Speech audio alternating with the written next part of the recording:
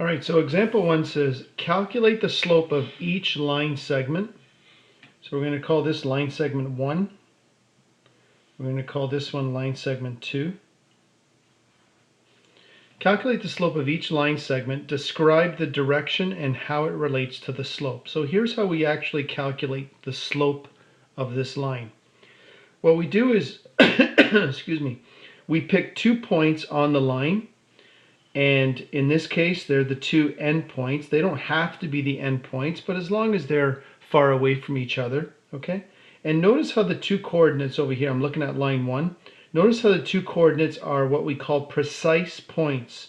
So this one has a precise point of 2 and 4, right? So this one's first, x coordinate first, 2 and 4.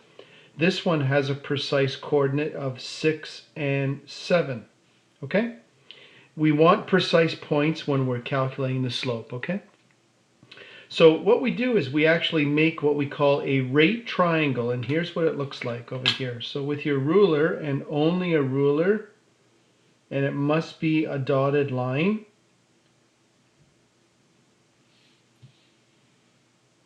we show the rise there, which I just did, and this is the run going horizontal, okay? So this represents the rise.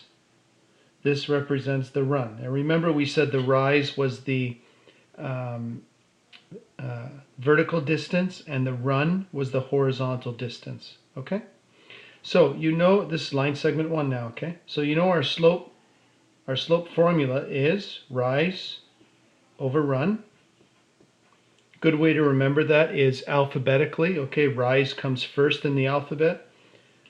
So we need a number for rise. So if you look at this over here, watch my pencil. Here's my rise, okay?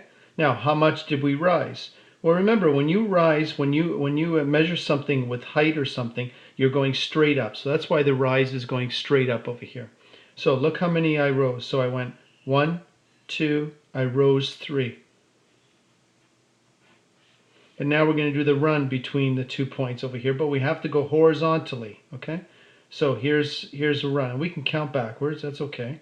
Or actually we can count from here going straight across. So 1, 2, 3, we rose 4. Okay, and if you can reduce that, you would reduce it. If you can't, you leave it like that. Don't put it as a decimal, leave it as a fraction, okay? So the slope of line segment 1 would be 3/4. It's a positive slope because it's going up to the right, so we would leave it like that. Okay, so let's do line segment 2. So again, I'm going to do what I call my rate triangle. And let's go this way. And then straight up. Okay. So again, this is my rise. This is my run. All right. Now I need a number for rise. Here's my slope formula again. I need a number for rise. So here's 1 dot, and then we're going to go straight up to that one. So I got 1, 2, 3, 4, 5. And then I ran 1, 2, 3, 4. Okay, now because the line's going down to the right, it's a negative slope, so we have to put a negative, and we always like putting it in the numerator. We can't reduce that, so again, we would leave it like that as -5/4.